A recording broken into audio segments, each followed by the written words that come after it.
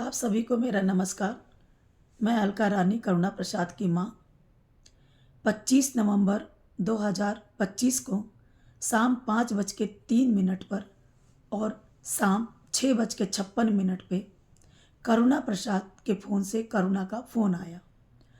करुणा ने बोला कि मैं सुसाइड करने जा रही हूँ। यह सुनकर मैं बहुत घबरा गई। बिना सोचे समझे मैं तुरंत छतरपुर की तरफ निकल गई। उसने यह बोला कि थाना कोतवाली के सामने लगाऊंगी फांसी। मैंने ट्राई किया, फ़ोन लगा नहीं। और जब इस तरह की कोई बच्चा बात करेगा तो सोचने का टाइम नहीं होता, माँ बाप तुरंत ही भागते हैं। जब मैं थाना कोतवाली के थोड़ी ही दूर पे थी तो करुणा को मैंने देखा कि पुलिस के वाइट वाली गाड़ी से वो पहले ही उतरी हैं और फ़ोन पे किसी से बात कर रही थी लगातार। और उन्होंने मुझे देखा। मैंने बेटा बेटा बेटा करुणा ऐसे बोला। वो मुझे देखी और तुरंत तत्काल उन्होंने ऑटो पे बैठ के चली गई, जब तक कि मैं उनके पास जाती कि ऑटो बहुत तेज़ी से चला गया। यह देख के मैं और घबरा गई। मैंने तुरंत गाड़ी में बैठी और थाना कोतवाली में चली गई। थाना कोतवाली जाने के बाद मैंने अपना फ़ोन दिखाया।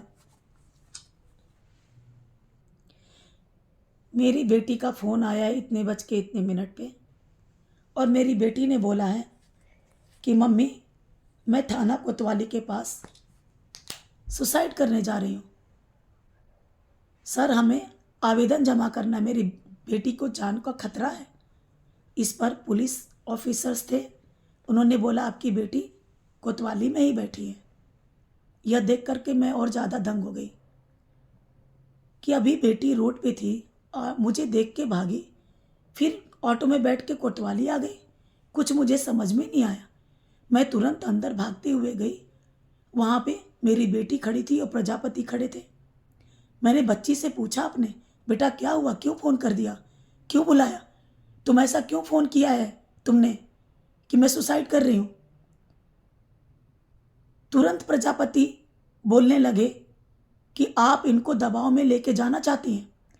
ये बेटी करुणा ने भी बोला कि आप और गुड़िया छोटी हमारी मम्मी हमको ज़बरदस्ती हमको घर ले जाना चाहती हैं। बेटी करुणा, आप छल से मुझे बुलाकर आपने ये षड्यंत्र रचा। क्यों? इम्तियाज मोहम्मद सिद्दीकी, जो चीज़ आप हमारी बेटी को दबाव बनाकर करवा रहे हैं, ये सब मैं समझती हूँ और पूरा हिंदू समाज समझ रहा है, सब दिख रहा है। मेरी बेटी ऐसी नहीं है। 32 साल मेरी बेटी मेरे साथ रही है। मैंने जन्म दिया है। बच्ची की एक छींक पे माँ को पता चल जाती है तकलीफ। आपने फ़ोन करवा के मुझे छल से बुलाया। ये साफ दिख रहा है। वहाँ पहुँचने के बाद आप बेटी बोलती हैं कि आप मुझे ज़बरदस्ती लेके जाना चाहती हैं। तो बेटी करुणा, ऐसा किसके दबाव में आपने कहा, बुलाया मुझे? यदि किसी के कहने पे बुलाया है तो उसका नाम बताइए। यदि आप अपने आप मुझे बुलाई हैं तो क्यों क्यों मम्मी को छल पे बुलाया आपने?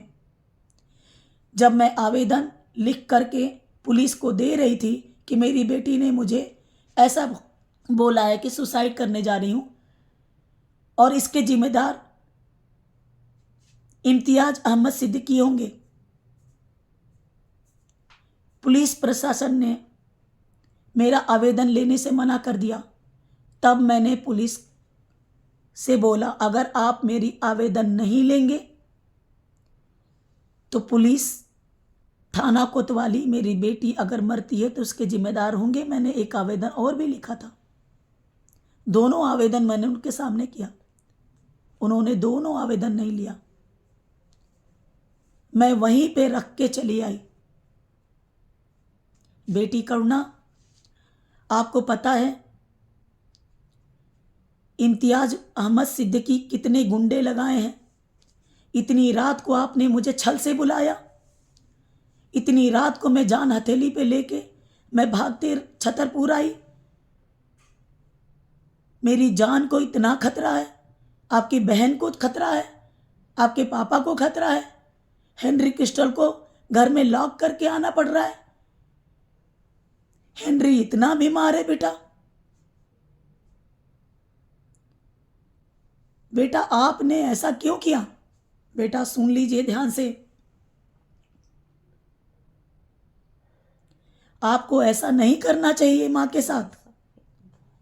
बेटा आपको पता है ना कि मम्मी ने कितना संघर्ष से पढ़ा लिखा के, कितनी कठिन परिश्रम करके आपको यह काला कोट पहनाया है। आज आपको लोग मिसयूज कर रहे हैं। बेटा आप बैठ के चिंतन करना, आप बैठ के मम्मी से बात करो, चिंतन करो। हमसे नहीं बात कर पा रहे हो, आप राघव भैया से बात करो। बेटा यह चिंतन करने का विषय है। बेटा अगर आपके इस तरह से धोखे से बुलाने से अगर हम लोग को कल कुछ हो जाता, बेटा एक चीज मैं बोलना चाहती हूँ, हमारे लिए नहीं, अपनी छोटी बहन के लिए नहीं, पापा के लिए नहीं, तो एक बार हेनरी क्रिस्टल के बारे में जरूर सोचना। बेटा अगर हमें कोई आज मार देता है, या आपकी छोटी बहन को आज कोई मार देता है, या आपके पापा को कोई मार देता है, या हेनरी क्रिस्टल को, या इस घर को कोई कुछ कर देता है, तो बेटा इसकी जिम्मेदार स्वयं आप होंगी।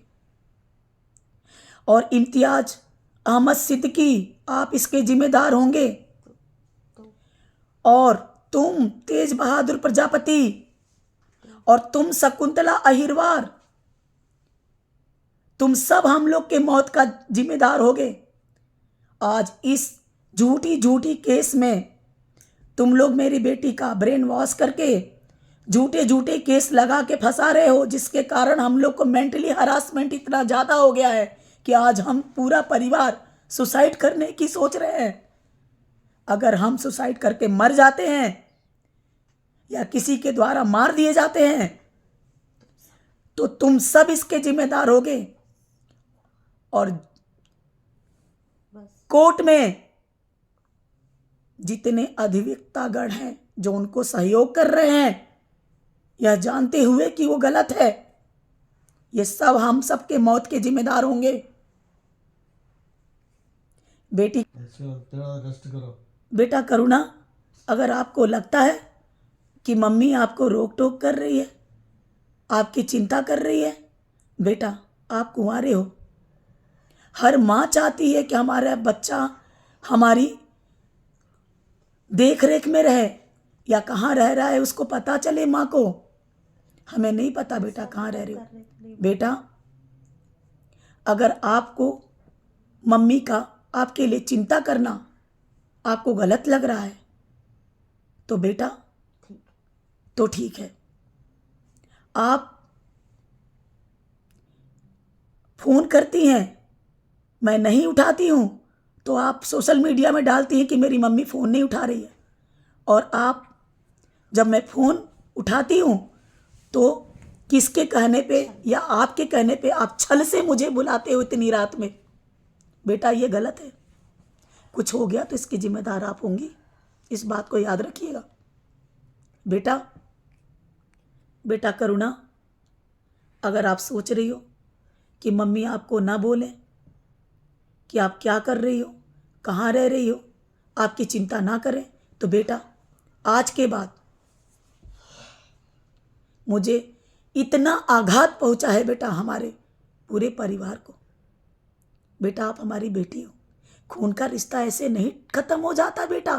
केस करने से खून का रिश्ता ऐसे नहीं खत्म होता बेटा। राजा बेटा खून का ऐसे रिश्ता नहीं खत्म होता बाबू।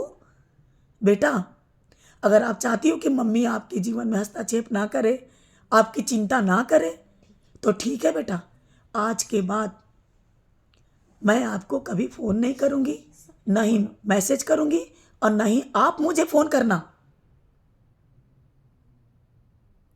आप खुश रहिए, जहाँ हैं आप खुश रहिए, उन्नति करिए, तरक्की करिए बेटा, मेरा खूब खूब आशीर्वाद। और बैठ के आप इसके बारे में चिंतन करना बेटा। सभी हिंदू समाज, आपकी माँ, परिवार आपके हमेशा साथ है।